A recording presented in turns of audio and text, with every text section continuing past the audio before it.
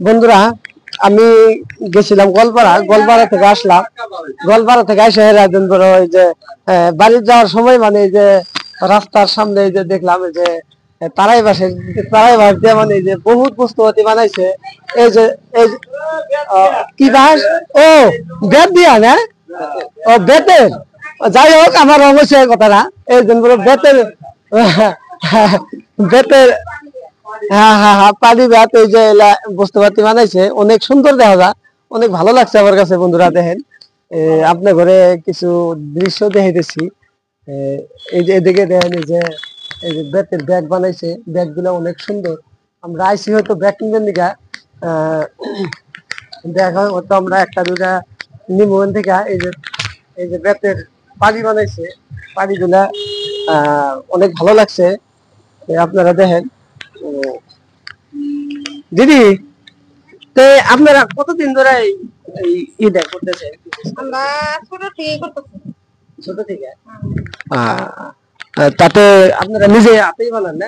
নিজে হাতেই বানাই। তাতে কিরকম যাতে জিনিসটা চলে আসে? বিজনেস ধরো এই বছর বেশি ভালো হয় নাই, বেচা কিনি নাই তো।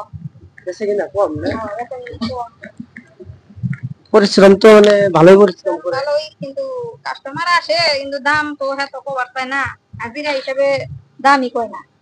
আচ্ছা, দাম কম দেয় হাজিরা হিসাবে মানে এগুলার কিছুই থাকে না, যে দাম কাস্টমারে কয়।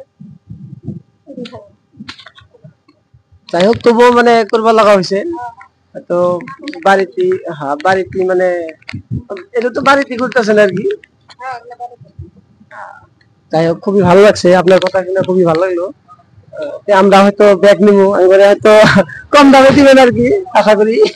কম দামে তো দেখেন আমরা যদি দিবার পারি তাহলে তো আর কাস্টমার হারি না।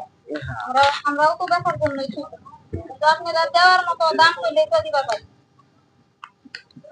যাই হোক আমরা একটা দুইটা ব্যাগ যাই হোক নিবো আমরা।